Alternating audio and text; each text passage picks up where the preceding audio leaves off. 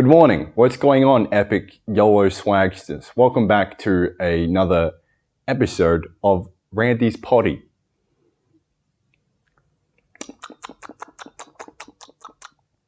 I'm going to one-take Jake this entire thing and do absolutely no editing whatsoever. So there's just going to be long moments of silence when I'm just kind of sitting there thinking about stuff. But anyway, what's going on? Long time no see if you're watching this on YouTube. Actually, am I going to put this on YouTube? I guess we'll find out. But basically what I did is yesterday I sent out a midweek email to everyone who subscribed to the changelogs asking for top questions. So I'm just going to go through, read off some of the hot topics that you guys want answered. And it's pretty much what we're going to do. But if you're watching this on YouTube, you're probably very confused. You're like, yo, where's Randy been? What's going on? Why is he sitting on another couch in an Airbnb in the middle of Bali? All that and more will be answered in today's episode of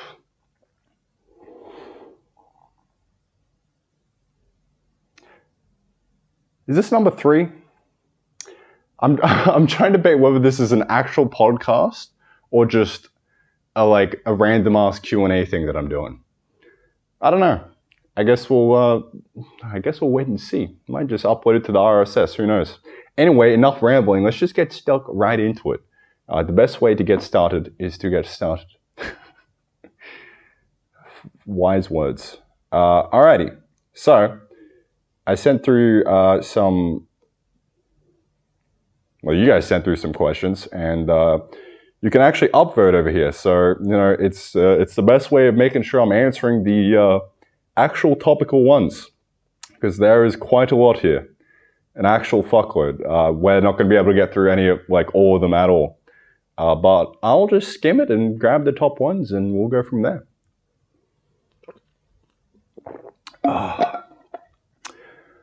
Okay, so first things first, with 64 updates. How do you manage to stay in the financial plus?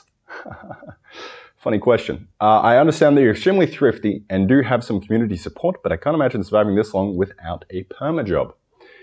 Alrighty, so a few things. I'm actually kind of in the middle of writing about this at the moment,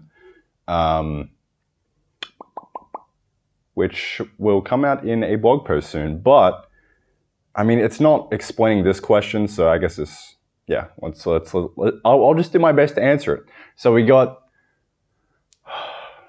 all right, first things first, life hack number 1, go live in a third world country. Surprisingly cheap. My expenses for last month were 1,300 Australian dollars, which is barely 1,000 US for an entire goddamn month.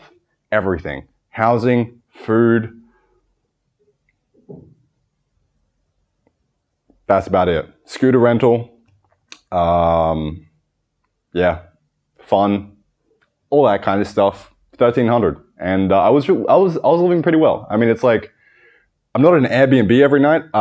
So the reason I'm actually in an Airbnb right now is because it's my last day here. And I'm flying back to Australia literally in 5 hours. So, but for the last 2 months, I've literally just been living in a hostel. So a dorm room with 5 other people in it. And initially I was like, you know what?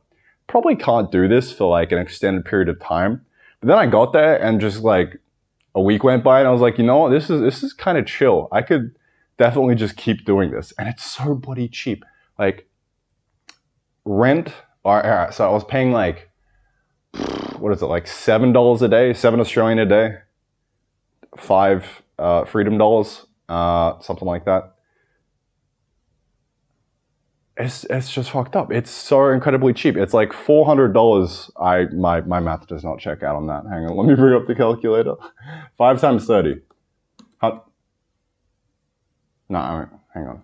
Yeah, 150 US, 200-ish Aussie a month for housing. What? So that's That's one side of the equation. But then it's like, all right, $1,300. Cool. How are you getting that $1,300 a month anyway? And short answer, I'm not really. I'm kind of just living off the savings at the moment. I had a bit of savings coming into this. It wasn't really much. It's about like 2, 3, 4 grand, something like that. 5, 6, 10, 20. You know, just keep going up. Probably, I think it was about 3 or 4 grand, right, of headroom.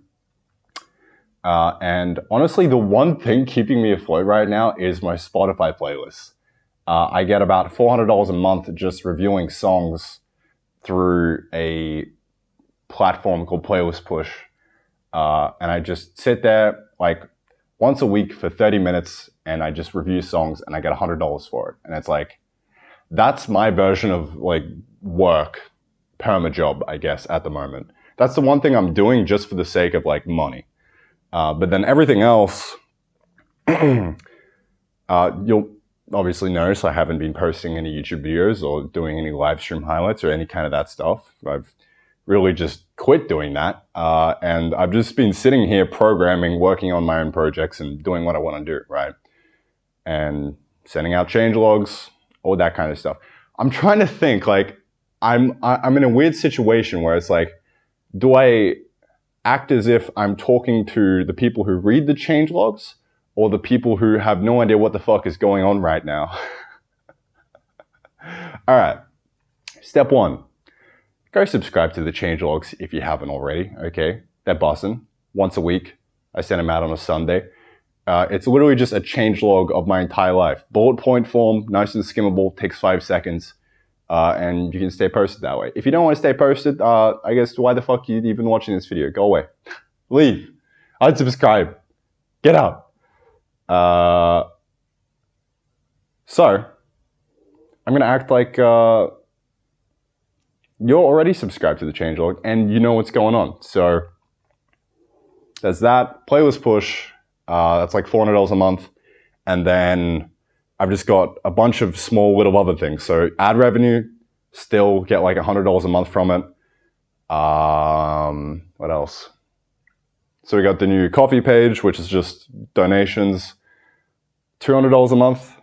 So that's really good. Thank you guys so much for that. Absolute legends. And that's literally like,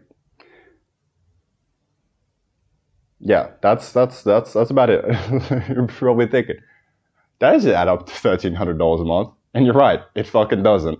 I'm sitting at about,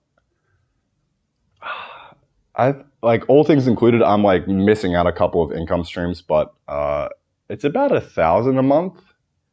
So I'm like slowly ticking down, but it's at a manageable rate. So I'm chilling. I am surviving, staying in the positive. Kind of. It's about break even. Yeah, so I mean, I've got more on that topic that I will talk about in an upcoming blog series. I've been writing that recently, and that's been a lot of fun. I'm actually going to probably go finish writing that after this, if I don't have to hop on a plane. But then I'll just keep doing it on the plane, so you know what? I'm going to keep writing. Next question with 46. What's Randy up to in 10 years if all goes right?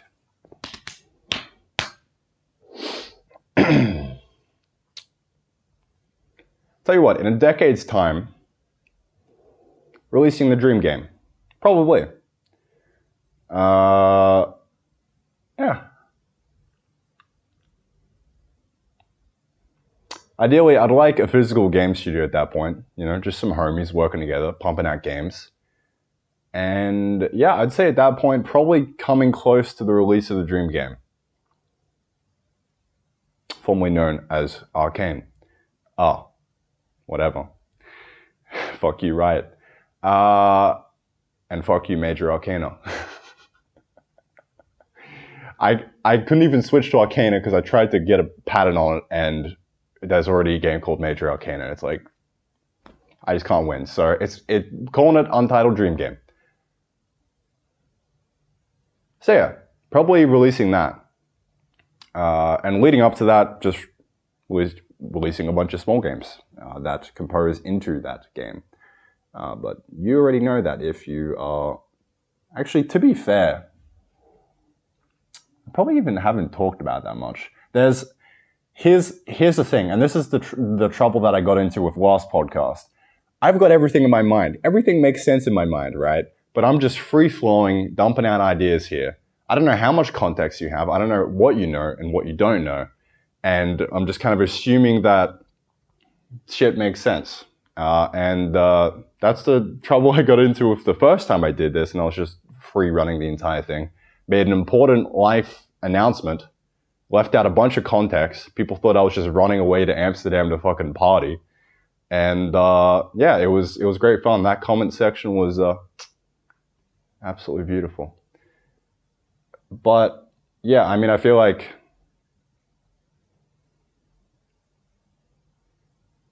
if you just check the website, if you have no idea what's going on right now, go to raining.gg. There's an update there, and you'll find everything. And now come back here. We're all caught up. Everyone's on the same page. Let's fucking rumble. All right. So yeah, 10 years, probably releasing the dream game. What else? Probably in Europe somewhere, chilling. I don't know. I feel like, all right, so for the next decade, I'm pretty much just going to be traveling around all over the world, and I'm going to find a nice spot to settle down and like plonk down a physical game studio, right? I don't know where that's going to be. Sweden? Fucking US? New Zealand? Maybe it's just going to be back in Australia. Who knows? But I'm going to plonk it down somewhere and probably be working on shipping that dream game by now. Well on my way, at least. And then another one with monthly expenses. What do monthly expenses look like as a digital nomad? All right, first things first. Fucking hate that term, digital nomad. So we're going to replace it with computer gypsy. Thank you, Max, for that suggestion. So what do your monthly expenses look like as a computer gypsy? Well, how much financial runway do you suggest to set aside before transitioning to such a lifestyle? Oh, so you're thinking about doing it yourself, right? I tell you what I did. The hardest part is just getting on the fucking plane and leaving. That's the hardest, because you always find an excuse. It's like, I don't have enough money, you know, it's like, it's inconvenient. Maybe I'll just wait another month. And then the next month rolls around and you're like, you know what, maybe let's just wait another month. And then it just keeps going. So if you're seriously looking to do it and you've got like, first things first, I don't want to be giving advice to someone, you know, like that's such a fucking, I have no idea about your life. I don't want to make big sweeping statements on shit that might not apply to you. But I can tell you what I did, right? And maybe you can get some value out of that. So what I did is I basically had about 3K, 4K in the bank account. Before leaving, I basically just went to stay with my dad. Expenses were very, very low. It was about $300 a month. So I was able to save up a lot of money doing that, right? This is also when I was transitioning out of like YouTube into writing, into the changelog and all that kind of stuff. So it was a very big transition, and that's literally happened in the last quarter. And if I look back on this, it's like I've done so much in the last 6 months. It's actually insane. Like where I am now compared to like 5 months ago, it's like, yeah, shit's cray cray. Anyway, bit of a tangent.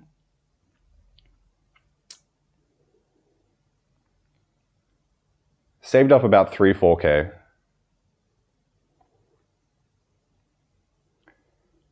But at the time, still had about $400 a month coming in revenue, right? So that's what I was like, you know what? Should be good. If I leave, worst case scenario, I just run out of money, book a plane ticket, fly back home, right? So I just booked the ticket and I just went. $300 a month, 3-4K in savings, kind of balances out. And now I'm still kind of like, I just got a tax return, which was a really nice surprise. So I just got another 1.5K in the bank. Shit's beautiful. But I've been staying afloat, honestly. Like I actually broke even last month. It was about like 1,300 went out, 1,300 came in, ish. So I'm still kind of paddling afloat, but how much financial runway do you suggest to set aside before transitioning to such a lifestyle? I don't know. That's pretty much what I did.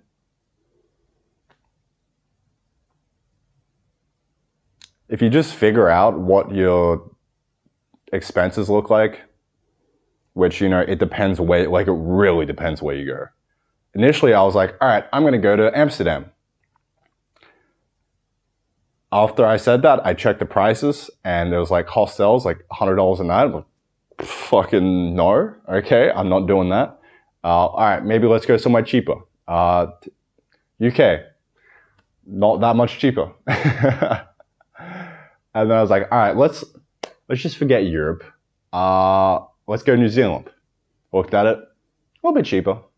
Still not too cheap. And then I was like, you know what? Southeast Asia, Bali, Indonesia, let's go. And literally $1,300 a month. So that's what my expenses look like. And it really depends how you're living. If you're fine with staying in hostels, you're fine with kind of being a little bit budget. I wouldn't say I've been entirely budget. If I really wanted to, I could get that 1,300 expenses down to like 800 a month, right? And that's ideally what I would be doing when I come back here. I'm flying back to Australia for 2 months, but 2 months, 1 month. And then after that, don't know what I'm going to do, but probably back to Southeast Asia somewhere, nice and cheap. But yeah, depends where you're going. Highly recommend Southeast Asia if you are on a budget. Because it's just, dollar goes so much further there. And it's actually just bloody beautiful here. The people here are so goddamn lovely. And it's just excellent vibes all around. I would stay here longer, but my visa just ran out, so that's why I'm flying home. So yeah, let's do some research. Figure out where your expenses are. Take a look at your bank account. And when in doubt, just book the plane ticket because you're probably going to be fine. That was my thought process. Have you considered looking into Rust language, the Bevy engine specifically? No fucking clue what that is. What's Rust? Moving on. Hey, Rainmaster. No, I'm joking. So I actually watched a video on Rust the other day, and I was like, why Rust is really fucking good or something like that. Can't remember the exact title, but he was basically going over how Rust actually works and why it's hype as shit. Error messages are awesome. I feel like it forces you to write really, really safe code. Really code that works, right? And I wouldn't mind trying it out. Honestly, I wouldn't mind trying Rust out. Even if I'm not using it permanently, right? Because I'm going to continue to use C because it's just kind of hype. And engine's in C. All my progress is already in C, so it doesn't really matter what the fuck you use, just as long as you're making games, right?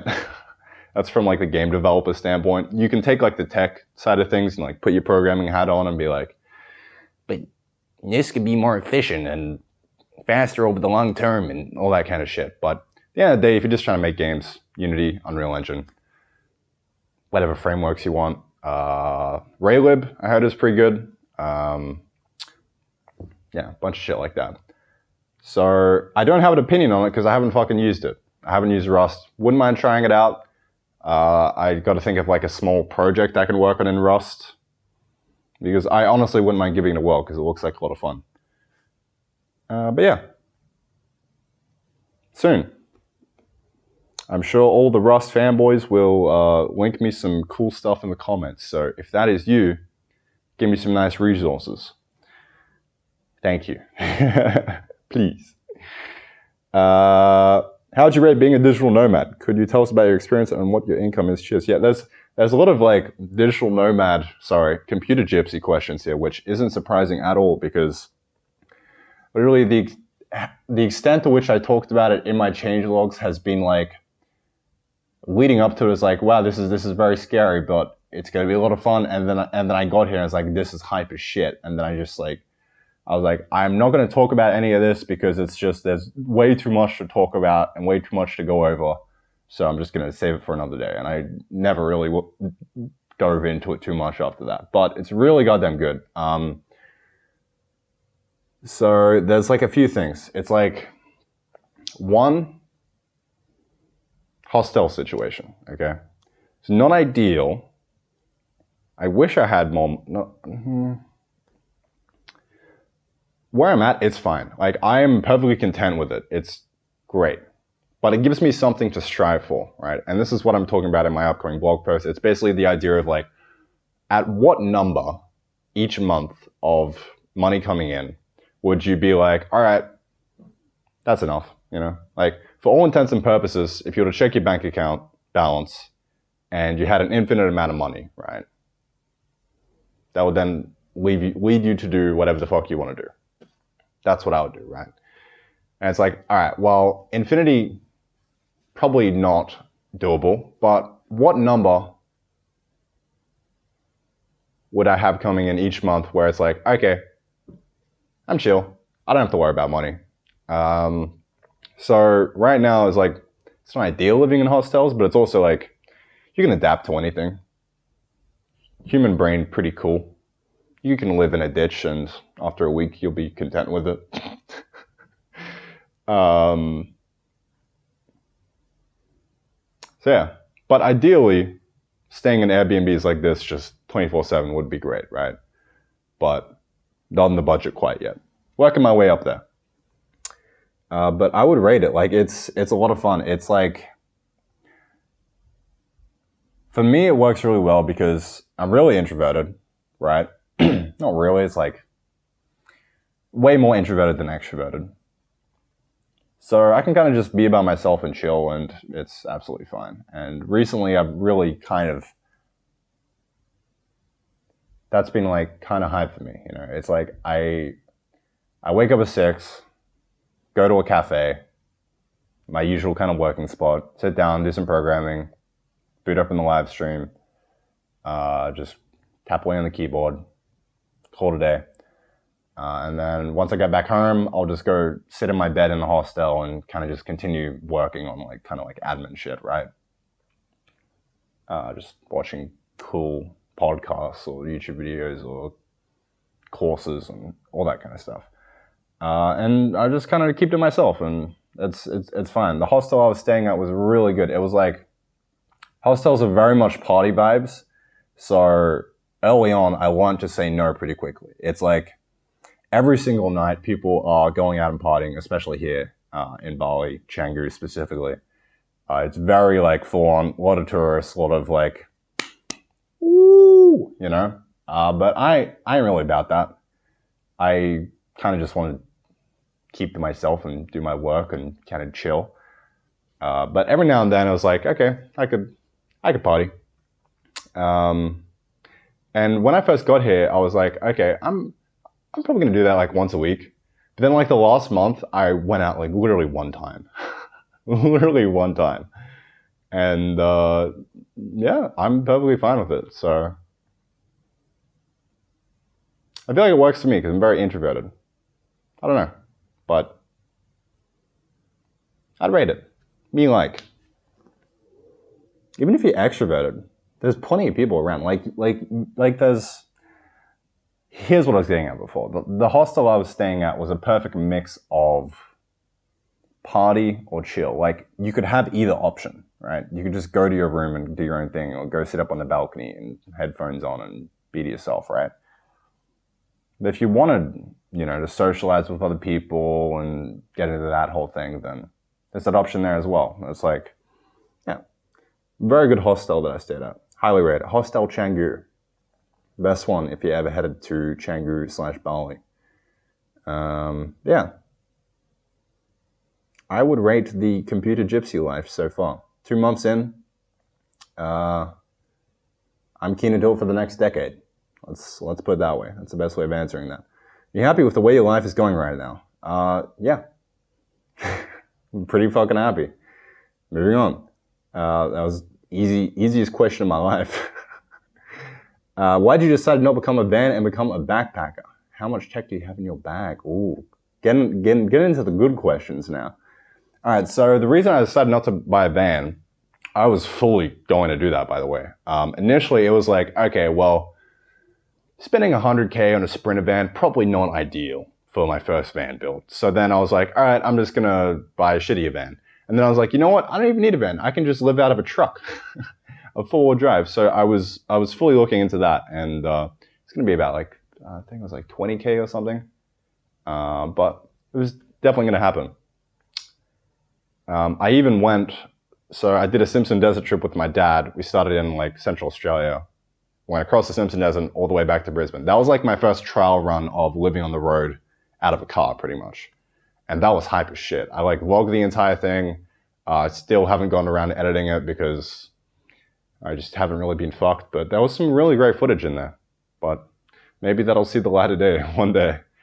But that was basically me trial running the whole on the road van life thing. And I really enjoyed it. Like I said, a few days in, you'll adapt to anything, right? That's it's like the hedonic treadmill in reverse. So yeah, but the reason I decided not to go down that path is because the borders opened up. And my whole reason for me wanting to get a van and travel was so I could travel Australia. But now, borders are open. Why travel Australia when you can travel the world? And at the time, I was like, all right, so initially it was like, I need to stop saying like. Every time I record one of these podcasts, it really hits me how hard I've got those little fucking filler words in there.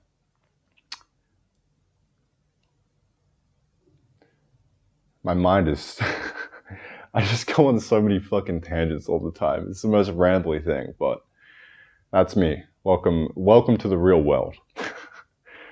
What was I saying?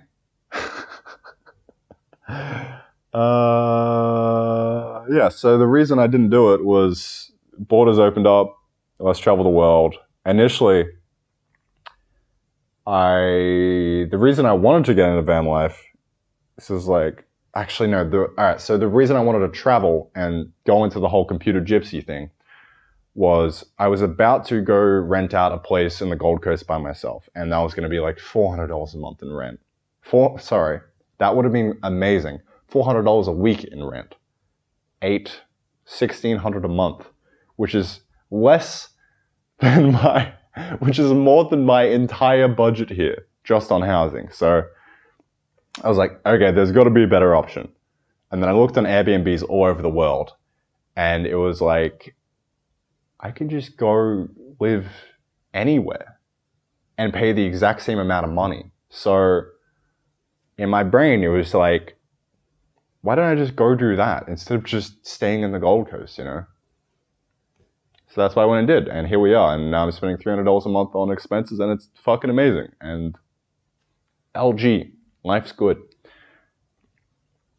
So that's the reason I decided to become a backpacker. Now, interesting thing about my backpack, 45 liters. This is literally all I have. This and this other little satchel that I carry around, man bag, if you will. In total, 6 plus 45, beep boop, beep boop, beep boop, 51. That took me an embarrassing long amount of time, but that's okay. Not everyone has to be good at math. That's it. I'm very minimal. Tech, this laptop, and this is my tech bag, my little tech pouch, and it's just got a bunch of cords, shit in here. I was going to record this without my laptop on this little thing. I don't know if you can see it, but I just basically bought a recorder so I could just record and walk, but the one time I wanted to use it, I accidentally left it on and the battery ran out of charge, so rip. And that's about the extent of my tech. I mean, not really. So I've got headphones, they're around here somewhere. They're in my bag, actually. Battery bank. Don't use it that much, but when I do need to use it, it's a lifesaver. And this is the only other piece, which is just headphones. Bought them recently, recent investment. Absolutely amazing. The Sony, insert long convoluted name here. but they're amazing. WHMX fucking 80 self-cleaning disposable cum tray 4000. Actually, I lied. One more piece. Where is it? Oh, I got rid of the Kindle and I upgraded, baby. Nice little fucking iPad mini. This bad boy is amazing. I really want to get into pixel art again and just start drawing in my downtime, but I haven't had a nice entry point into that. I need to think of like, I just need to go draw, basically. But this is a great little reading device, so much better than a Kindle. Yeah, I kind of made the mistake of buying a Kindle and then realizing, oh, I can only read Kindle books now. This is a bit of a whoopsie. So, yeah, if you're thinking about buying a Kindle, just save up the extra money for an iPad, and it'll be so much better long term. Because, you know, on here can also just read articles, like the Read It Later app. I use Instapaper, very good. Articles, you just do everything on here. Like it's fucking amazing. This is also what I use to study on Brilliant, which I've kind of fallen off recently, but need to definitely get back on the math grind there. I'm just gonna make sure my audio is still going. That would suck. It would also suck if the video turned off at some point. I guess we'll just kind of roll the dice on that one, eh? Yeah, so iPad, laptop, headphones. Yeah, very, very lightweight. And in terms of clothes, these are literally my only two clothes things here. The nice little packing cubes, they're lovely. Yeah, shit's kind of hype. I'll probably make like a separate video one day on my full setup and give a proper rundown for a nice concise video for everyone who is interested in the setup. But that's pretty much it. Very simple, very light. 45 liters, don't need to check anything in. It just slides into the carry-on. It's an absolute breeze. But it does really force you to realize, all right, what do I actually need and what am I just kind of lugging around for the sake of it? I feel like if you're a girl, that might be a bit more difficult because of the whole clothes situation, but I've got like a few shirts, a few pairs of underwear. That's all I really need. A few shorts. Gets the job done. YC, have you tried Ross? What do you think about it? Already answered that.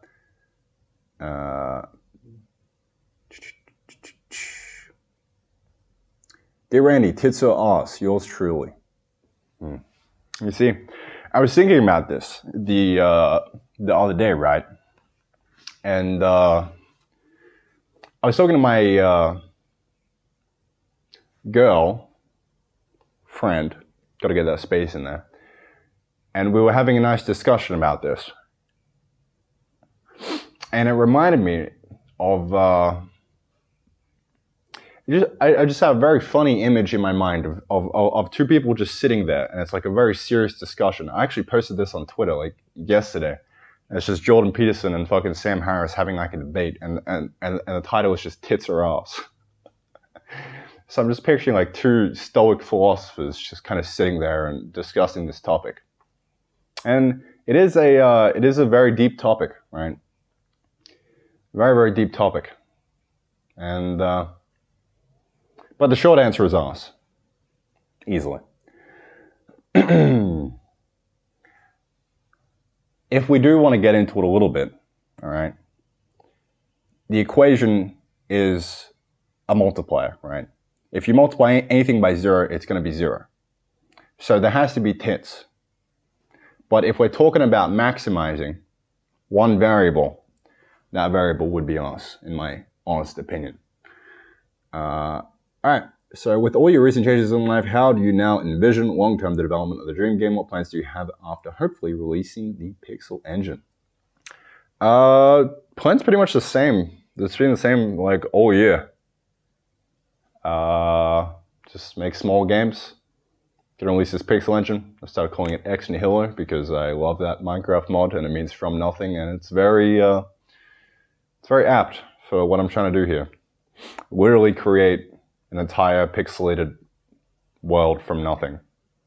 It's kind of like the base foundation for the rest of the entire game, but it's going to be its own separate thing. I'm literally just shipping the tool to Steam. It's like I'm building this fully just with the intention of me being able to use a tool to create worlds and maps, right? But I'm also just going to ship it to Steam because why not? So long term, I had a dream about this the other night. Man, I absolutely love it when this happens. But I'll just dream about like a game idea or like a future vision for like what the game could be like. And man, I had this dream about like a really simple kind of Dead Cells like roguelike.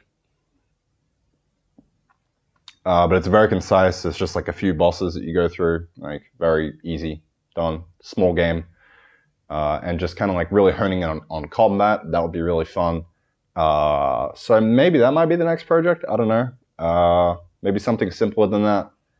Could go back to the tree chopping thing, but yeah, that's kind of, I got a funny taste in my mouth after using Unity for that, so maybe not. Yeah. Basically, what I've done is I've taken the dream game,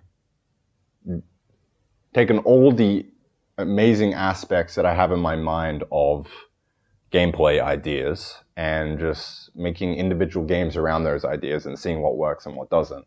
And also getting better at the shipping process in the process. And yeah, I mean, eventually I'll just take all the best parts of all the games I've developed over the next decade and Megazord. So that's the plan. And that's the long-term vision, really. Just keep making games and work my way up. So, yeah. So much better than just the pressure of trying to make one really, really, really good game and work on it for a decade. Like, that was a fucking stupid idea. And I'm very glad that I realized that. It only took me like 5 years.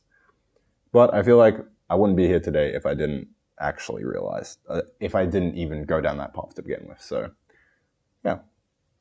Everything happens for a reason. I miss the intellectually stimulating short vlogs of Randy the Sequel. Do me a favor and nerd out about the latest tech you've integrated into the engine for a bit. Tell us how cool it is. You know what? I do kind of miss the intellectually stimulating vlogs as well. But you know what I don't miss? I don't miss the constant need for getting views in order to live. That's what I don't miss. And that's pretty much why I quit YouTube and the stream highlights and stuff. Yeah, content creation is not fun at all for me personally. It's like, I feel like there is definitely a way I can bring those back and keep like the nice kind of like vibes of, you know, just literally hit the record button, no editing, like what I'm doing right now, and just talk about the tech and walk you through the entire thing. That's definitely coming. I do really want to do one of those videos in the future, but I also don't want to start doing that right now and just kind of get sucked back into the whole content creation vortex. So I'm just going to keep doing what I'm doing now, which is just programming. I hit the go live button. I don't even talk on streams or listen to music or anything. I just sit there and program like I would normally be doing. So that's kind of chill. But to give you a little taste of what's going on, so using Telescope, which is great. That basically abstracts over Win32, which is awesome. So the main modules I'm using, platform layer for the Win32 operating system stuff. And then I've got there's two other modules. So there's the rendering, the low-level rendering, which abstracts over Direct3D or whatever graphics API you want to use. Currently, the backend is Direct3D, just because it's Windows. So yeah, there's that. And then on top of that is the high-level draw API, which is what you would call into if you're probably using telescope just to make a game, right? So it's like a really nice high level, like put a rectangle on the screen over at this position, please. Thank you. And that's pretty much what I'm doing with the game is like, I'm literally just grabbing, okay, I use a bit of the low level stuff, but I just render a quad to the screen, and it's a textured quad. And the way I get that texture is I fill the pixels, fill the texture data, the RGBA, each of them, based on the grid, the chunk, right? The chunk of pixels in the world. And that's literally it. Like that's how the entire thing gets rendered. And you just get a bunch of chunks together and you slap them together and you've got an infinite world. So that's pretty hype. It's hard to kind of explain in this instead of like having an actual thing to show you, but I'll make a video on it soon-ish, maybe. Probably once I'm closer to release and done with more of the technical stuff. So yeah, coming soon to a Randy the sequel near you. How do your parents feel about the digital nomad life? I'm about the same age as you, but in college I'm considering it. I'm considering it after my degree, but I know my parents would suffer lots from that kind of absence. I mean, they'd miss you? Yeah. They'll get over it. Live your own life. That's kind of my motto.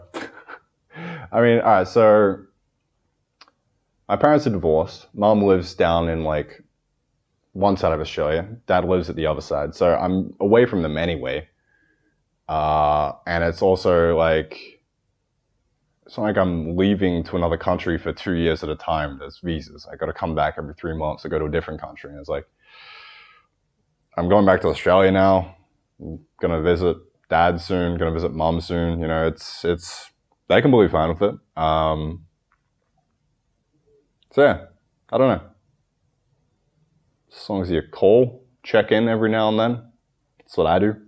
Give Mom and Dad a call. Tell them I love them. It works. I don't really know what else to say there. But that's what I do. Mental health check. How you doing? Really fucking good. Yeah, really fucking good. Man,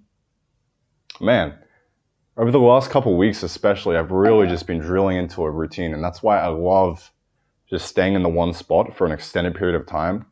Like so many people in the hostels that I'm staying at, like fair enough, like they're in a completely different situation to me. They're just here on holidays, partying, all that kind of stuff. And they come here and they go to all the different tourist spots and just do like a little loop around the island and go do all the sightseeing.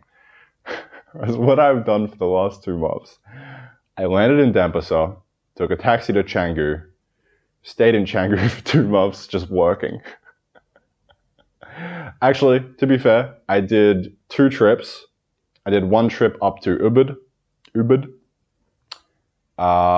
and chilled there with a German dude that I met. His name's Lewis. Hi, Lewis, if you're listening to this. Probably not. That was really awesome. We just stayed at an Airbnb for a few days and chilled out, did a bit of touristy stuff, went to see the monkeys. Oh my god, the monkey forest is so cool. I love monkeys. And what else? Yeah, we just kind of chilled in Ubud. That was awesome. Caught up with Max, Grandma Max. If any of you guys know him, he's a creative hydrogeneer, absolutely amazing guy. That was a lot of fun. We were going to do a podcast, but I don't have another lav mic. I'm putting this on the to-do list right now. I need to buy another lav, so when I'm in person with someone next time, we can actually make that happen. My phone's over there. I was just reaching for my phone, but you're fucking all the way over there. That's the other piece of tech I have, iPhone. I used to have a big DSLR, but I very quickly realized that I don't have a space for that. So sold it, and just bought an iPhone, and like, exact same thing. I ain't a fucking photographer. I ain't doing all kinds of photography shit. I was kind of like every now and then, but not enough to justify having a full DSLR all the time. It's like, I just need video. So iPhone video camera is fucking amazing. I'm going to put up a clip on screen right now. Man, I wish I had a way of doing timestamps. I hope I don't forget to do this. Actually, I'm going to write this down. Let's just get a nice little doc open. But this video clip right here of the dudes surfing, audio listeners, you're really missing out. But this was so far away from me. I was basically sitting on a cliff in a warung, which is, I feel like it just means shop or like a restaurant in Indonesian, or whatever the language you want to call it is. I'm so uncultured, dude. So I was sitting there, and like out in the distance there was people surfing, and they were like tiny little fucking ants to my eye.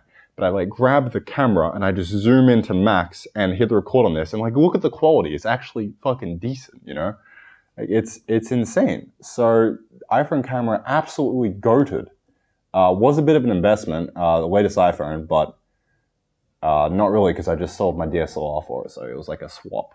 Nice little trade deal. So absolutely amazing.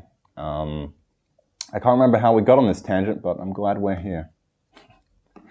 All right, so let's put down, we'll say 46 minutes. Surfing clippy. Cool. Okay. Yeah. What were we talking about, lads? What were we talking about? Mental health. Yeah. Vibing. I honestly have no idea how we got on that tangent, but shit's hype. I hope I didn't forget to finish a story or something. I'm excellent at podcasting, if you can't tell. Yo, man. Just wanted to hear how you been in general. Yeah. Let's. These is all kind of like similar questions, but doing really good. Thanks for asking. Thanks for taking an interest, I guess. Doing really well. Right. I was talking about, just me doing my own thing. So I stayed pretty much in the one spot for the entire 2 months and didn't do much traveling. I just got into a really good routine. I found initially I was at a co-working space. And then I realized, well, if I'm paying $70 a month for this co-working space, why don't I find a cafe which lets me sit there, but then I can also just buy a food as entry. So I get a meal and I also get a place to work. So that's a nice little life hack. If you don't want to go for the full dedicated co-working spot, just find a nice cafe that you vibe with and just order lunch there. And like lunch was like $3, so $3 a day, 3 times 3. Beep boop, beep boop, beep boop. 90. So you're paying $90 a month versus $70 a month, but you're getting food. So you're taking that difference, and that's how much you're spending on food, which is like worth it. So yeah, nice little hot tip. I really need to turn the aircon on. Fuck me, it is getting hot in here. It's getting hot in here. Or I'm gonna unplug that. Oh.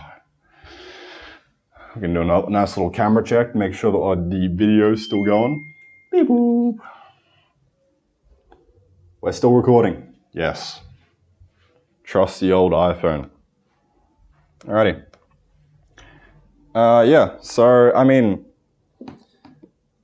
I kept getting guys come up to me and like tell me about like that trip. It's like, oh bro, I just went to Nusa Penida, swam with some fucking dolphins, and like, oh my god, it's so beautiful.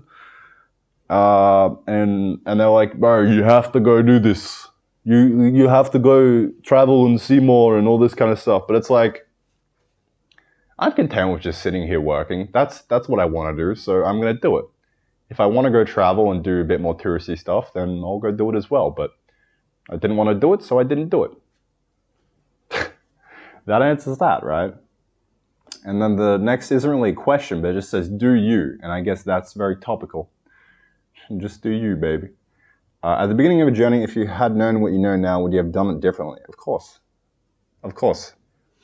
If I had known what I know now, I'd just go directly to what I'm doing right now. But that's not how life works. You have to take one step at a time, even if you can't see the fact that you're heading in the wrong direction. But you have to take that step, because if you just stand still and do nothing and wait for the right thing to do, then you're not going to do anything and you're just going to fucking fall behind and die. You're just going to stagnate. There's this really nice quote from like Alice in Wonderland or something. It's from the book Alice in Wonderland. And it's like, let me actually find it so I don't butcher it.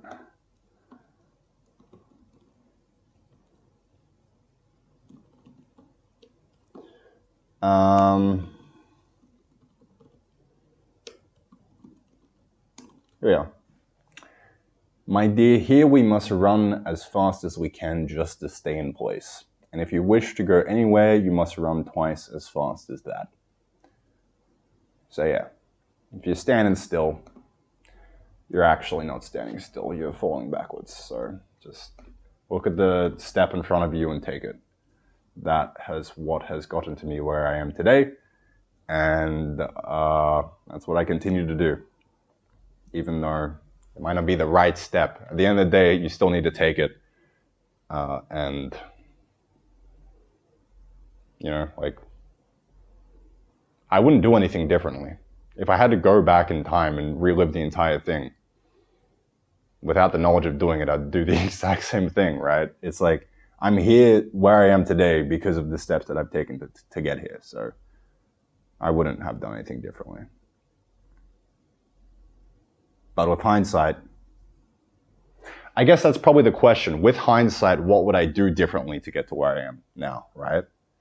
Like some of the lessons I've learned along the way, the hot tips and tricks of becoming a computer gypsy. I don't know, man. I'm kind of talking about this in an upcoming blog post of like how I'm going to get from where I am right now, which is like $1,000 a month, up till like $7,500 a month, which is my number, which is like my infinite number of not needing to worry about money, right? And I don't know the answers, but I'm gonna try and figure it out and take those steps. So I don't know. Honestly, don't know.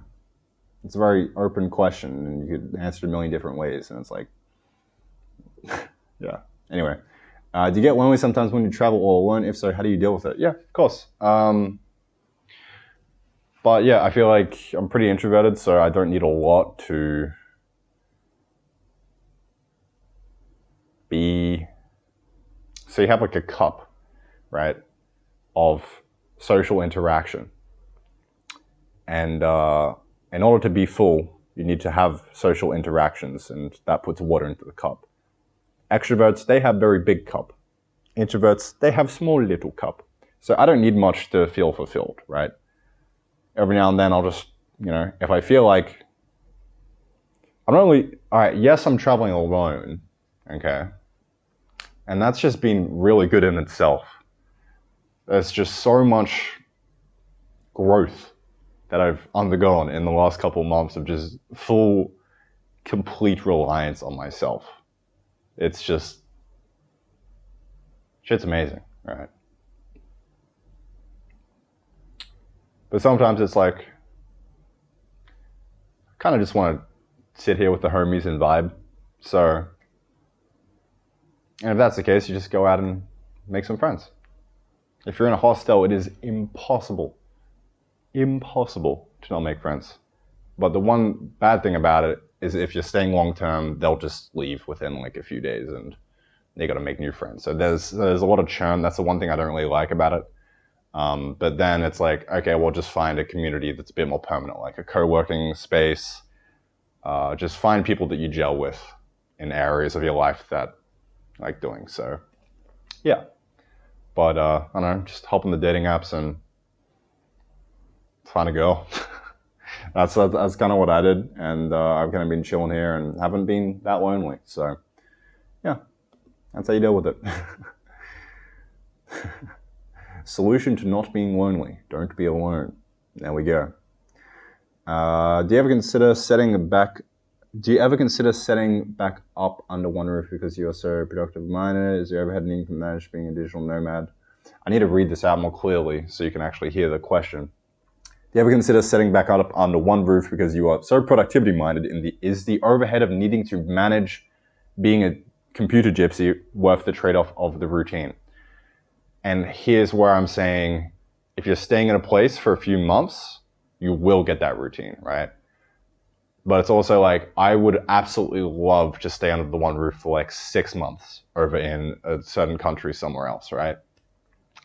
I think the longer the period of time, the better. But it's also, at the same time, whenever I move to a different place, it gives me a complete like clean slate in order to try a different routine and just learn from my past mistakes and just do a new one. So I feel that it's really good in the sense that I've got a reset on like a fresh kind of clean slate on my routine whenever I need it. And I think it's a skill in itself to be able to work from anywhere and not need to rely on routine to actually get things done, which is pretty goddamn cool. Just waking up in the morning, I mean, that's a routine in itself, just waking up at the right time. Like, there's things you can do to have routine no matter where you go. And that's what I've been trying to focus on, is how can I bring order with me anywhere in the fucking world? And that in itself is a lot of fun to me, and I'm figuring it out. And yeah, I think it's a net positive, honestly. I think it's definitely worth the trade-off of being in the one spot and, you know, solid routine, going hard.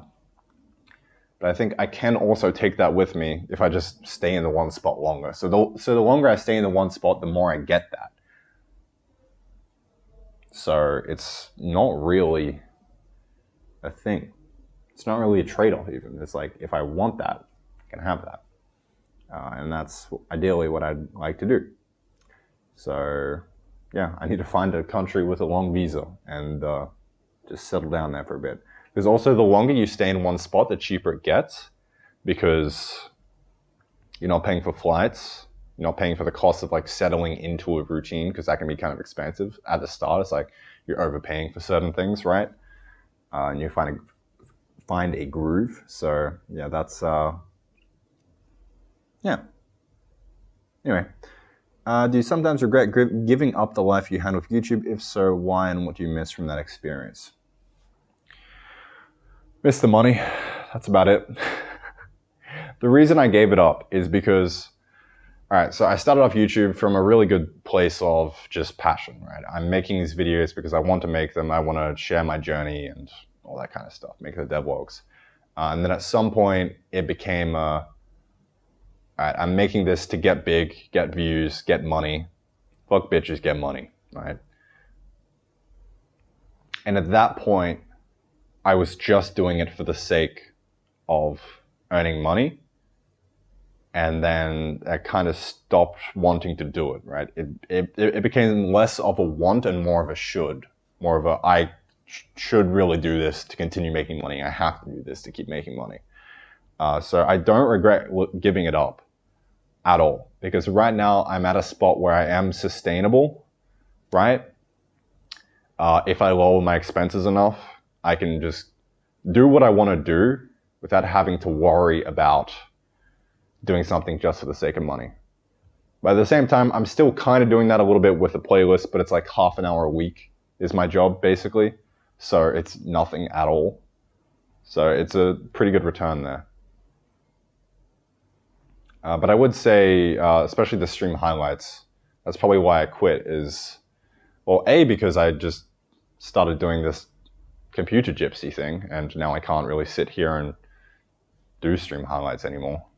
B, yeah, it really became I'm just doing this for the sake of views and money, which is a horrible mindset to have, in my opinion. It's not that you can't do that, but it's like, okay, so what I was trying to do is I was conflating two goals. I was conflating the earn a lot of money with passionately do what I want to do. And I conflated those two together, and I ended up doing both very, very poorly. Not very poorly, just mediocrely. I ended up having mediocre kind of content with the daily stream highlights. It was very like it was very, there was a system around it, you know, editors pumping out stuff, me just rocking up and just doing the bare minimum and just getting by. And it was very optimized. And it was really good because I was making like 10 grand a month or something off of it, right? At the peak. But no matter how good that is, if I don't want to do it, it's not going to be done, and I'm not actually going to earn that money, which is where like the wants come in. It's like I stopped really wanting to do that kind of thing because I basically optimized the fun out of it, which is kind of like a recurring theme with YouTube over the years. Is I'll have a piece of content that does well, and then I'll try and optimize doing it quicker, hiring an editor, you know, maybe downscoping it a bit, which is kind of what I did in the main channel, like strip away some of the more highly edited stuff and just try and do the bare minimum. But you end up doing the bare minimum, you don't really grow, you don't get views, and it's like, yeah, it's tricky. It's an entire thing. And I will go back to doing YouTube. I will. As long as it's from a place of, I don't need to make this YouTube video. I want to make this YouTube video. So I don't regret giving that up at the moment because I don't regret giving up me not doing something I don't want to do. So yeah, that's that. I do miss the constant kind of like engagement with you guys though, but I have recreated that with the change logs, so I don't really miss it. I still have that.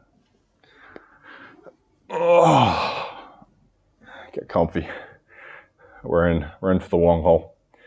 But yeah, anyway, we've heard you don't like We've heard you don't like OOP. So what programming paradigm do you use, and what makes it so much better? So we kind of went over this with the talk with Ryan. So you can go listen to that if you want. The first kind of like half an hour or so, I think we talk about this. And it's basically TLDR. There is no better programming paradigm. Like there's no one paradigm that is good and rest bad. Each of them kind of have their own strengths and weaknesses and way of kind of doing things. But it's like, if you're just using one, then you're missing out on the benefits of the different kind of ways of doing things, right? And C, it's kind of hard to put a label on it. It's like, this is specifically OOP, or this is data oriented, or this is functional, or there's a million different paradigms, right? But it's just, at the end of the day, take what works and do that. And I think the actual question here isn't what's better than OOP, what should I do instead? Yeah, the question here isn't what's better, it's how can I program in C in a kind of better way than what I'm currently doing in, say, an object-oriented C++ kind of paradigm, right? And I don't really know the answer to that aside from just join the handmade community and watch some of the Handmade Hero stuff at the moment. We'll have an answer to that one day, but not today. Yeah. Join the Telescope mailing list. I'll put that down in the link. And that's basically going to be the place in which we do educational content on this kind of stuff going forward, me and Ryan. Yeah. Like at the end of the day, I don't have all the answers. I'm very new to this and I'm just getting started. So it's like, that's basically going to be the place of growth in that area though. And yeah, shit's pretty hype. Ryan's also been doing some really cool stuff with his Ryan's Programming Corner little newsletter blog thing on Substack. So that's been really good. And he had a really good essay in there about a really good thing about, yeah, it's so hard to just fucking explain without any examples of code. So I'm not even going to try. But subscribe to the Telescope mailing list, which I'll put down in the description if you just want something to subscribe to in order to, it'll be a vector of growth for programming, pretty much. For C programming, any kind of programming in general. It's like, what's good? How do all of us program better as individuals, and what is the best way of going about all that kind of shit? But yeah, anyway, I'll timestamp that so I don't forget. Telescope mailing list. Yeah, so don't really know what that's going to look like yet, the structure of it, but one day that's the place to go for that kind of vibe. Alrighty.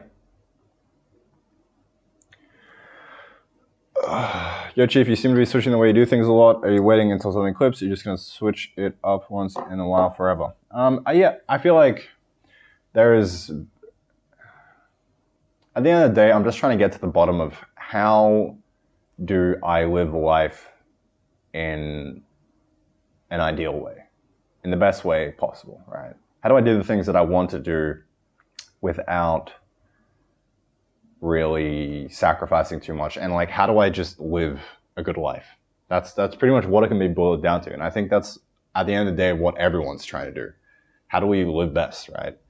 And very recently, especially, with writing and journaling and change logs and all that kind of stuff, I've really undergone a moment of like iteration and introspection, realizing, oh, I'm doing something I don't want to do. Why do I do that? Why don't I just go do this instead?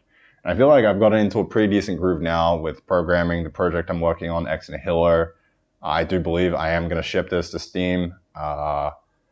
And yeah, it's been going pretty well for the last couple months. So I feel like I've settled into something good, but at the end of the day, the only constant in life is change. That's why I have the change logs. Things are going to change in the future. You know, if I just stay the same, I'm going to fall behind, right? So yeah, I'm just trying shit, see what works. Eventually something will stick for a while. I'll try it for a bit. Eventually it'll stop sticking, and then you got to move on to something else. So it's like, yeah, I don't want to pigeonhole I don't want to pigeonhole myself into one specific thing, because that one specific thing, I either may not want to do it in the future, or it's just going to stop working, or just all that kind of stuff. So yeah, but I feel like the way I'm going right now, shit's pretty good. Why do you stop working on small Unity projects? That seemed like a smart way to develop your skill set. I am still working on small projects, just not in Unity. I'm doing it in Telescope. So exact same vibe, developing the exact same skill set of shipping quick, shipping fast, but I'm doing it in an environment which is much more beneficial long term for me, because I'm not going to use Unity forever, but I am going to use Telescope forever, right? So, and by Telescope I mean literally just the tech stack, this way of programming, right? So yeah, at the cost, I've sacrificed like the quick, can actually ship something very quickly in Unity in like a couple weeks or a month, right? It's taking twice as long in here, but over time it'll compound and get faster and faster within Telescope, and it will have a much higher ceiling than Unity, right? Unity development, I feel like, I don't know. I feel like the ceiling for a custom kind of environment is much higher than the ceiling of using something like Unity, because yes, you can have a fully custom environment within Unity and like learn the engine and all that kind of stuff, but there's so much stuff in there to learn. I kind of just want to do all that myself and eventually have a higher ceiling, I guess. Which kind of goes back to what I was saying a while ago, where it's like building foundations, the wider you build them, the higher you'll be able to stack your building, right? So that's my kind of mindset. And even if it sacrifices short term, like I can ship this project and make money off this project and, you know, do this fast, I would prefer that. I'd much prefer a long term, in a decade's time, being able to ship the dream game that I actually want to ship on, like with the tech that I wanted to ship with, right? But at its core, this question, still doing the same thing, still shipping small projects and developing my skill set that way, just over a longer time horizon, I guess. Really? Over just in a different environment. You get what I'm saying. We can move on. Ever had a job as a professional software engineer? No. I don't know. I was kind of thinking about this the other day. I was talking with a mate, and he was like, if you go into like web dev or something, or just get a job as a software engineer, you can make so much money. But this kind of goes back to like the kind of whole work issue of why would I do something I don't want to do? If I'm doing something just for the sake of the money, I can just go back to doing YouTube, right? So, yeah. I don't really see that being a thing. But I've never had a job as a software engineer, no. I had a job making coffees as a barista. That's how I got my start. Shit was pretty high. Yo, Egg San. Was there a point in your life when you wanted to just drop programming once and for all and go do something else? Yeah, always. No, it's like, I really like DJing, right? That's a lot of fun. And I don't want to drop programming and just go do that because I love programming as well. So, and I love game development, especially. And I do really want to make this dream game. But sometimes, you know, you're working for like 6 months, a year, and you're like, all right, I need a break. I need to go do something else. And that's kind of DJing for me, music in general. And that's pretty much, yeah, that's like my plan going forward is very much just flip-flop between the two. So for the last quarter of this year, I'm taking that entire thing off to just go ham on the fucking decks and just whip out some mad beats. So that's going to be a lot of fun. Yeah, for this quarter, I'm very much focused on shipping Ex Nihilo and getting that up and running. But I don't think I'll ever reach a point where I just want to drop programming once and for all. I mean, even after I'm finished the dream game, I don't have a time. I have no idea what I'm doing after that. I'm working towards that. So I've got the next 10 years of my life covered pretty much. I have a goal that I'm working towards and, you know, little sub goals, which are shipping the smaller projects out to Steam and trying to figure that out. That might change in the future, but who knows? Like that's kind of like my long-term goal. So I have no idea what I'm doing after that. So once I hit my 30s, I don't know what I'm going to do. Maybe continue making more games, maybe make some 3D stuff. I don't know. I have no clue. I can see the steps in front of me there, and I'm going to continue stepping on them. Stepping on them, stepping on the steps. I'm going to continue taking the steps. What are you the most proud of about your current lifestyle? Would you change anything? If yes, what? I'm very, very proud that I actually managed to book a plane ticket and come here and get over that initial kind of resistance. Just looking back on this, man, the last 6 months of my life have been a big roller coaster, like a fat roller coaster of, all right, what am I doing? What do I want to do?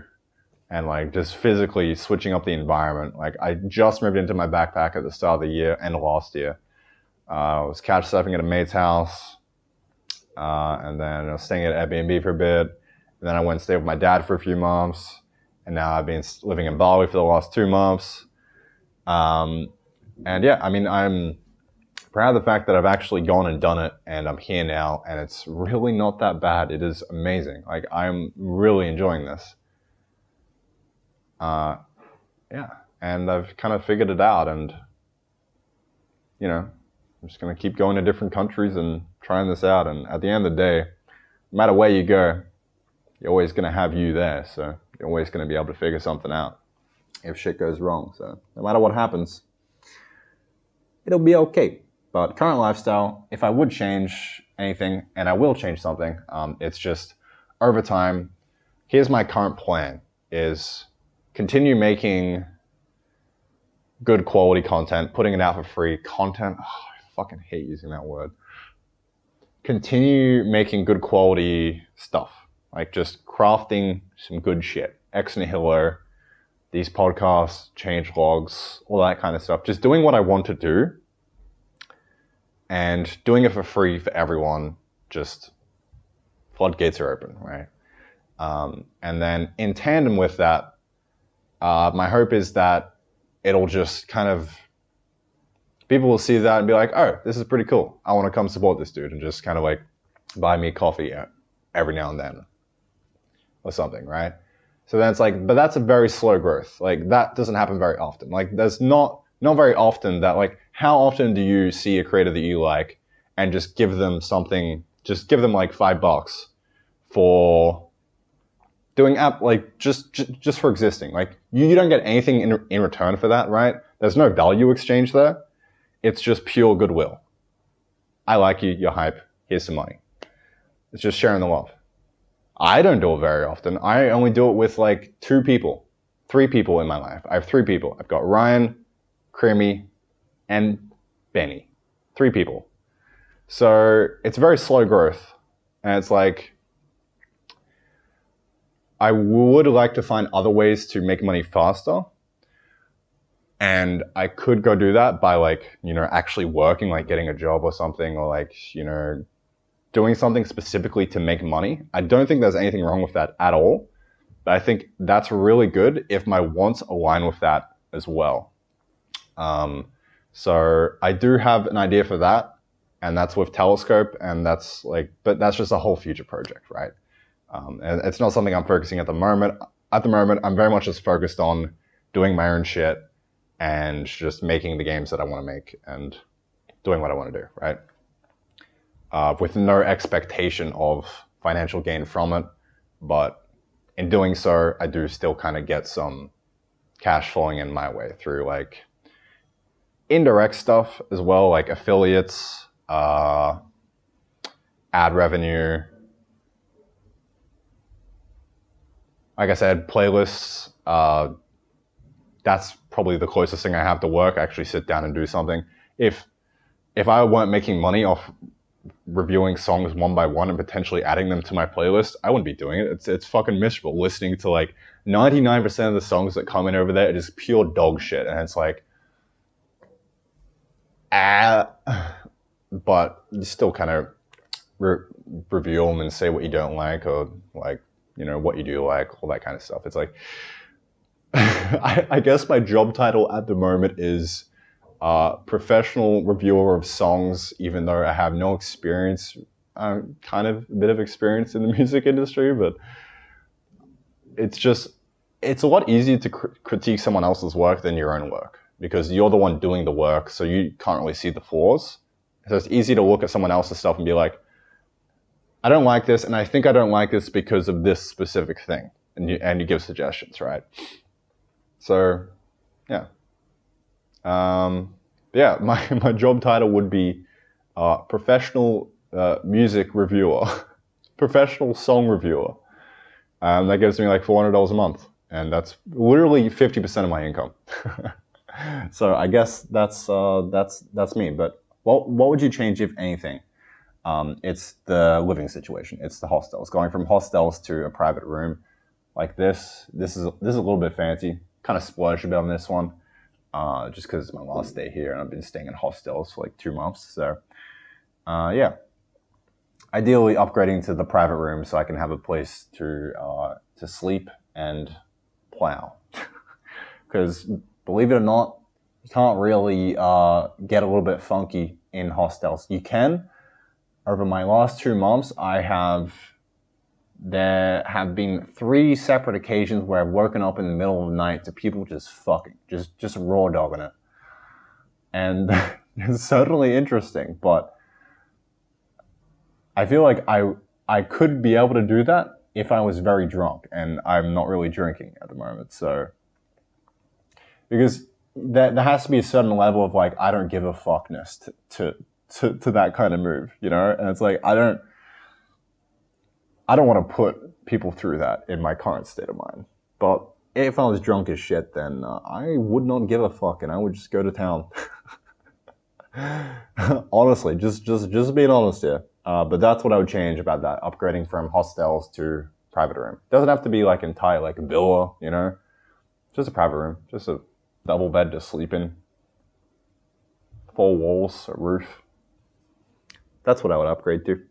So that's kind of my main drive at the moment. What made you decide not to go to uni, for instance, not to study computer science? Regards. Toon from the Netherlands. Hello, Toon. I think we talked before, a while ago, when I was initially thinking about going to the Netherlands. Maybe there's just a lot of Toons out there. Sorry if I'm butchering your name, by the way. What made you decide not to go to uni? I did go to uni for a week, and I studied science. And then I dropped out because I realized I didn't want to study science at all. But in specifically computer science, at that moment, I was very fortunate. So pretty much what I did in high school was sacrifice my last couple of years of good grades, and I just sat up the back of class, like actually studying, like programming, like learning how to program, thinking about game dev, all that kind of stuff. And I nearly failed out of math because of that, and also because I was just malnourished as shit. I would rock up, have zero energy all day. Like I wouldn't eat anything. I'd go to bed late. It was fucking horrible. And I just slept through the entirety of math class. And I had a teacher who was enough of a pushover for me to be like, "Fuck you, I'm just gonna sleep," you know. I love you, Mr. Teacher. He was actually hype as shit. Favorite math teacher of all time, hands down. But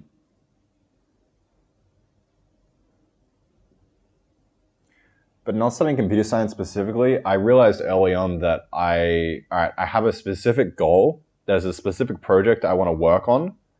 So I'm just going to go do that. And all the problems I encounter along the way, I'm just going to watch YouTube videos, Google, all that kind of stuff, and just self-learn. Because if you have a question to answer, if you have a question, it's a lot easier to get the answer. But if you don't have a question and you're just kind of like, what do I want to do with my life? Maybe going to uni is probably a good way of doing things, because then I feel like uni is one big thing of like, try this, and you're trying to figure out what you really want to do, right? You're just getting a bunch of stuff put in front of you, and you're like, go to this assignment, or this, and yeah. I feel like it's a really good way of finding a good question, right? So yeah, that's just the reason I didn't go to uni though, is because I already had a question, and I just went off, and here I am trying to answer it. And day by day, I'm trying my best to answer that and take action and do it. And that's what the changelogs are all about. So yeah, shit's pretty cool. What do you miss about regular, non-digital, non-computer gypsy lifestyle? 9 to 5 is often annoying, but it brings a lot of stability. Yeah, same thing. Kind of touched on this briefly earlier. It's 10 a.m. I need to start packing up and not miss my flight. It's okay. I touched on this earlier, but it's like, I'm trying my best to figure out how to bring that 9 to 5 stability wherever I go, right? And I'm doing a really good job of it. Like the last few weeks especially, I've been doing a fucking amazing job at it. Like just rocking up. I've been very consistent with streaming, working every single morning, just rocking up, getting some work in, doing writing, coming home, learning courses, all that kind of stuff. I've been in a really good routine, and I feel like I don't miss anything about the regular lifestyle, because I am kind of living the regular lifestyle. I brought the regular lifestyle to me. So yeah, like the regular kind of 9 to 5, if you're talking about like actually having a job and working for someone else, yeah, there's kind of stability there, and it's like very clear what you need to do. It's like, here's your job, go do it. Whereas here, it's more like, what do I want my job to be? What do I really want to do? And how do I go do that? So it's a bit of a different question, but at the end of the day, the work still kind of looks the same, because I define something that I want to do and I go do it. Even if it's the wrong thing, I'm still kind of doing it, right? Which is actually the moment I decided to quit streaming. Is I realized, all right, well, I'm going to start being a digital nomad, and I'm not going to be streaming anymore. So I need to make that transition as quickly as possible. And I just kind of stopped streaming. Like, I was literally about to hit the go live button, but then I like made that decision. It's like, all right, well, I need to figure out how to be a digital nomad, not how to be a streamer. So I just stopped being a streamer and just went off on doing that. So that's pretty much that.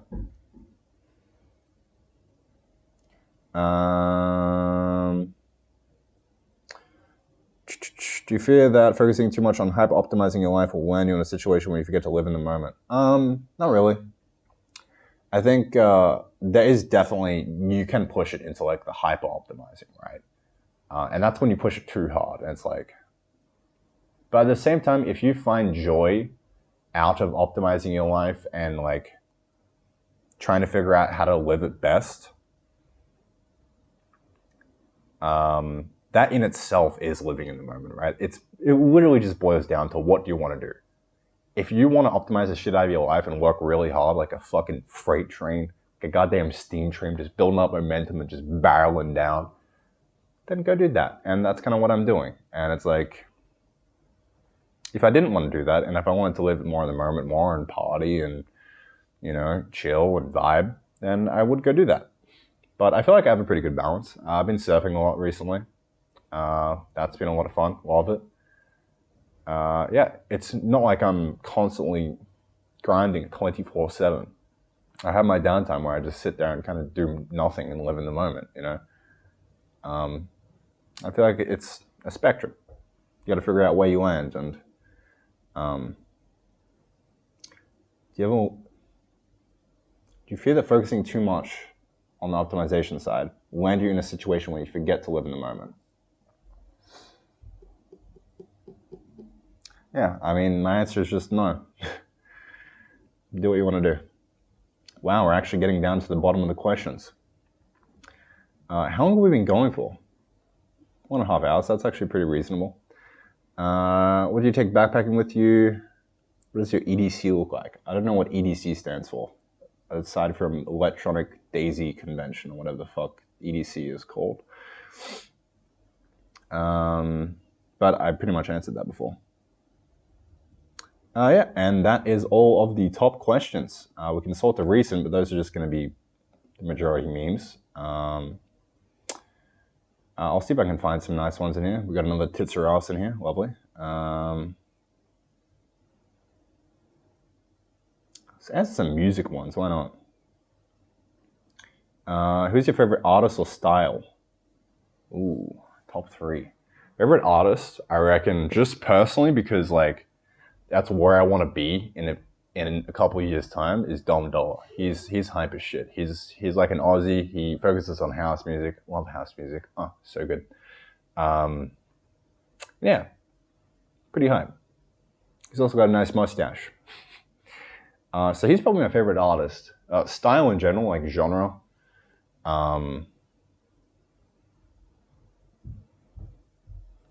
Yeah, just house. I love house so much. It's because it's easy to beat match as well. Easy to mix. Let's see if we got any good ones in here. Very curious about your note-taking system. How do you use it? Give more insight about this. I just use Obsidian, which you probably know by now. Our system really, it comes down to the periodic notes. So you have a daily note that gets generated each day. You have a weekly note. You have a monthly, quarterly, and yearly. And what I've been doing is trying to figure out how to do like reviews for each of those, right?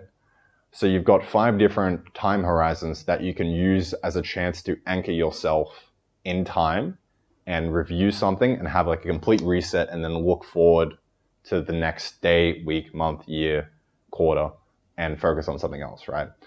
So I think that's probably the best piece of advice for a note-taking system, is figure out how to do a weekly review, right?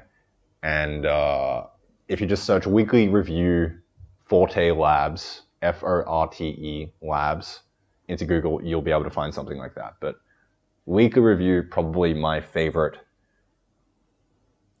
system, if you could call it that, in my note-taking arsenal. Everything else is just actually second best. Would probably be like the maps of content. So if you search up linking your thinking, MOC, then you should be able to find some good stuff there as well. And it's literally like, make your notes atomic. So each note that you take is only focused on one specific thing.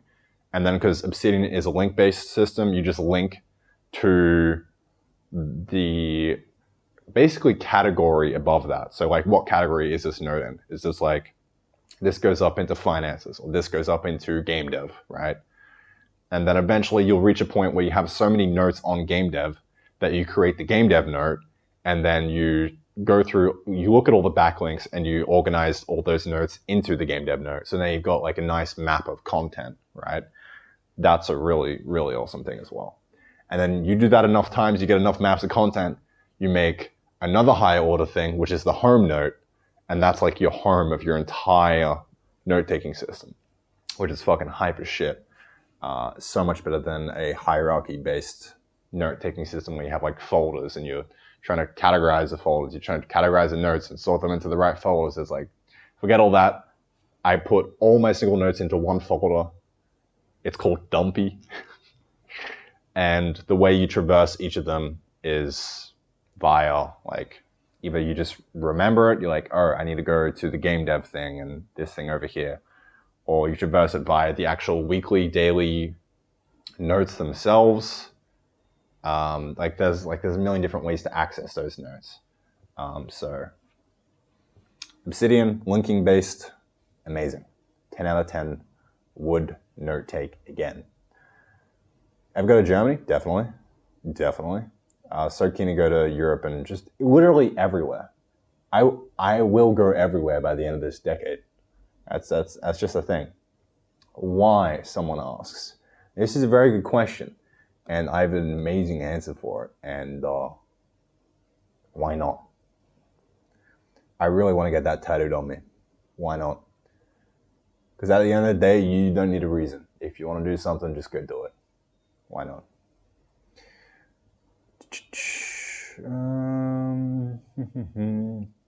What is it that brought you into game developing / coding, and how do you get around low motivation? Yeah, so this is what this goes hand in hand with the last 6 months of like journaling and like trying to figure out what I actually want. And the easiest way to get around low motivation is to not have low motivation for that thing. If you have a low motivation for something, it means that there's probably something there that you're trying to like do something that you don't really want to do.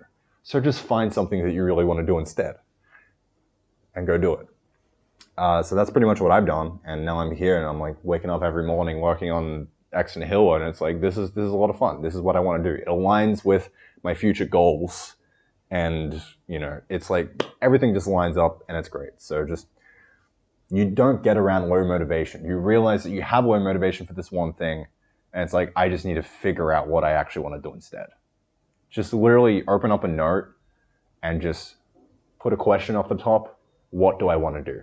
I do that like every couple of days, right? What do I want to do? And you just try and answer that question. And yeah, you'll figure it out. Favorite movie?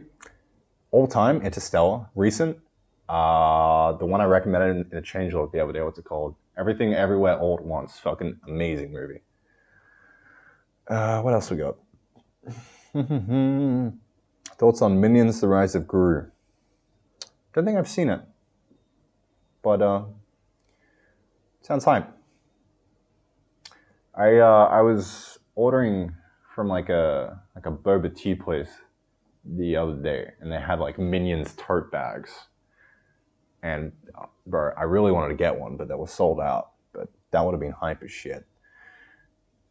Is there a part of the game you haven't started on that you're dreading? No. Because if I was dreading it, I just wouldn't do it. Easy peasy. There's some things you do have to do, like serialization and all that kind of stuff. But it's like, you can still want to do it. If it lines up with your goals, then you can still want to do it. OpenGL DirectX if you're on Windows. What's the name of Arcane now? Untitled Dream Game. Have you dealt with not having any more alcohol? Pretty good. So I tried quitting alcohol and caffeine at the same time. And I quickly realized that I can't do both, so I'm just going to focus on alcohol and just keep being a little caffeine hoe. And yeah, I had a coffee just before. It's pretty chill. I think I was talking to someone about this the other day in the Discord server for the coffee members, and it was like, I don't really see it as it's not the highest leverage problem that I can solve in my life right now, right? But alcohol has been perfectly fine. Like I had like a little bit of a slip up the other day, but it was like a social setting. And I just had a couple beers and it was fine. Yeah, it doesn't feel like a loss to me. Waking up the next morning and being written off for the entire day after a night of binge drinking. So yeah, it's no more alcohol is I'm going well with it. I don't know how I'm gonna do with it when I get back to Australia though. I'm probably just gonna go fucking ham on that.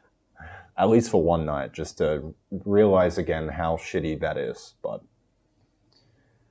I actually got a party coming up in like a couple days, so tomorrow night I think actually. So that's probably gonna be my my return to alcoholism briefly for one night. Any advice for fledgling game dev YouTubers? Fucking don't. Nah, joking. So,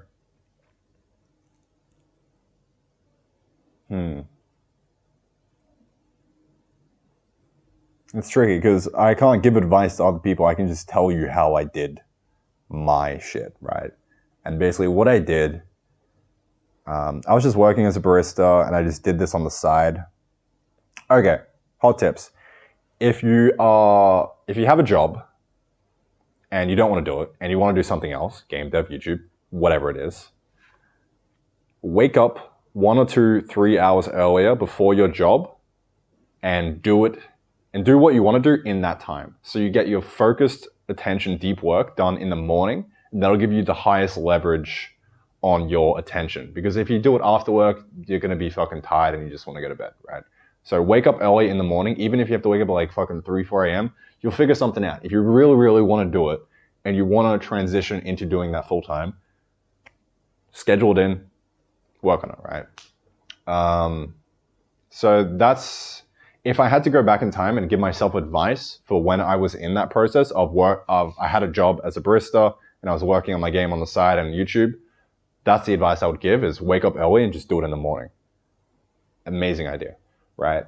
And then in terms of like growing, don't try to grow. That's the thing. If you're trying to get views, you're not going to get views.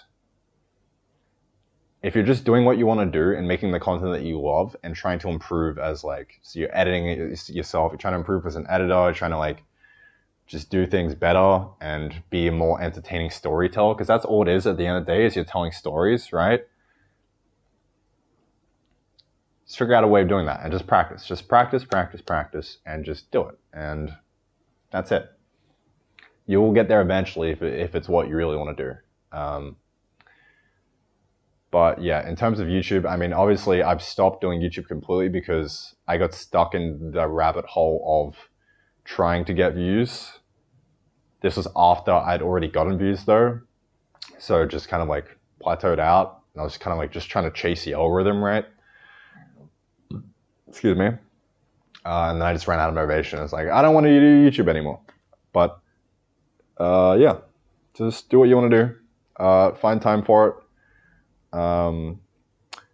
Ideally, try and cut expenses as much as possible. This is what I'm doing recently, right? Is, all right, well, I'm not making enough money to live sustainably in like an Airbnb or a hostel somewhere, right? So let's just cut the expenses as low as possible. So I'm living in Bali, right? But you can go even lower than that and just go live with your parents if they're chill with that, right? There's no shame in going back to live with your parents and kind of just, grinding. It's an easy way of not having to pay rent, even if you have to pay a bit of rent to them.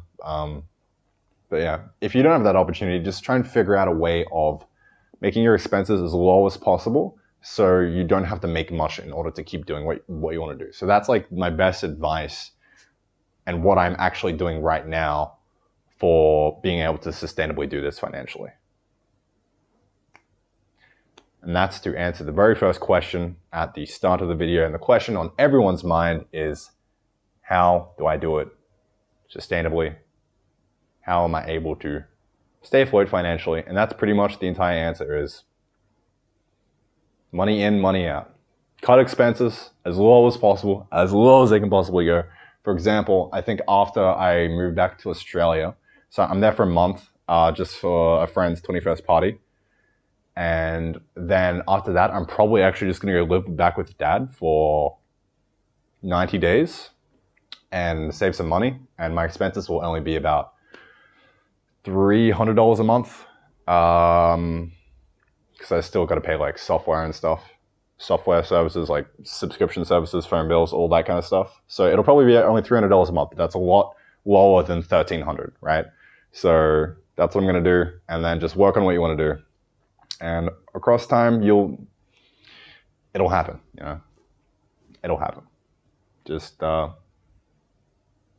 I don't know. That seems like a good way to end it. That seems like a good way to end it. And I really need to piss, so we're definitely going to leave it at that. Anyway, thank you so much for listening. Hope you've got some kind of answers out of these questions that you enjoyed listening to. And yeah, I'm just going to keep on keeping on. If you want to keep up, like I said, changelog, go subscribe if you haven't already. Very quick, nice little brief summary each week of what I've been up to. And yeah, keep on keeping on. Hope you're doing well. Hope you're kicking goals, crushing it. And yeah, really, best of luck with whatever it is you're working on. I know I can't possibly know what you're working on unless you email me.